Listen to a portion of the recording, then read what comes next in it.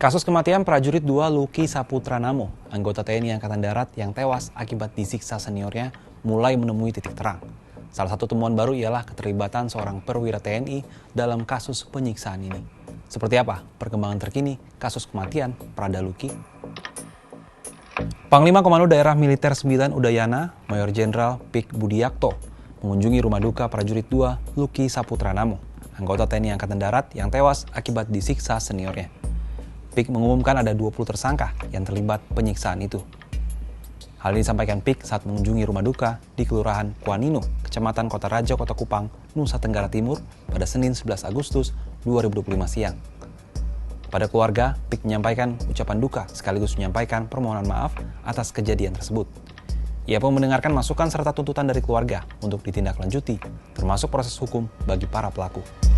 20 tersangka yang sudah ditahan dan kemudian akan ditindaklanjuti dengan pemeriksaan selanjutnya. Di antara 20 itu apakah ada perwira, Jenderal? Ada 1 orang perwira. Boleh tahu inisialnya, Jenderal? Nanti oleh penyidik yang akan menyampaikan, dan selanjutnya proses ini sedang berlangsung dan saya secepatnya akan melaporkan pada pimpinan. Ada motif apa ya? Ada motif apa, Jenderal? Sejauh ini apa penyebabnya? Ini sedang diselidiki oleh yang berwajib dalam ini Pomdam. Terkait hal ini, Kepala Dinas Penerangan Angkatan Darat, Brigjen TNI Wahyu Yudayana, dalam keterangannya di Jakarta pada Senin membenarkan adanya seorang perwira TNI yang diduga terlibat kasus kematian Prada Luki di Nusa Tenggara Timur. Perwira tersebut diduga dengan sengaja memberi kesempatan kepada bawahannya untuk melakukan kekerasan terhadap Prada Luki. Di organisasi kita, TNI Angkatan Darat itu setiap unit satuan tentu ada penanggung jawab, ada komandan. Ya, pada leveling tertentu, regu, peleton, kompi. Dan tentu nanti akan diketahui saat pemeriksaan sudah selesai, perannya apakah berkaitan dengan pengawasan pengendalian, ataukah berkaitan dengan kegiatan perizinan, ataukah berkaitan dengan hal-hal yang lain. Sehingga sekali lagi itu masih dalam proses pemeriksaan yang nantinya akan bisa diketahui peran dan porsinya masing-masing. TNI Angkatan Darat akan melaksanakan proses pemeriksaan secara transparan sebagai wujud atau bentuk pertanggungjawaban kepada para personil ini. Bertambahnya jumlah tersangka penyiksaan hingga mengakibatkan tewasnya Prada Luki dari 4 orang menjadi 20 orang, termasuk seorang perwira, juga menuai sorotan dari DPR. Pihak legislatif meminta agar kasus seperti ini tidak terulang kembali di masa depan.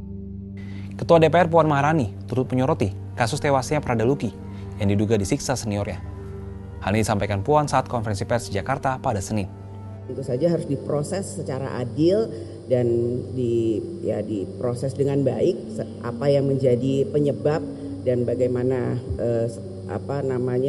nantinya harus diberikan hukuman jera yang sebaik-baiknya, dan mekanisme yang ada harus dievaluasi, jangan sampai terulang lagi.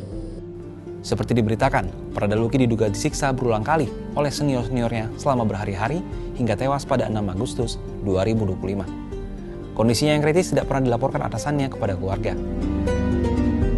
Ibu korban, Sepriana Paulina Mirpe, menceritakan Luki dicambuk menggunakan selang oleh senior. Tak tahan dengan kondisi itu, ia sempat mencari pengobatan ke rumah keluarga angkatnya tak jauh dari kompleks batalion. Saat perawatan, senior-senior tadi menjemputnya lalu membawa kembali ke batalion. Di batalion mereka lanjut menyiksa Luki dengan berbagai cara selama berhari-hari. Jejak kekerasan terlihat di sekujur tubuh Luki.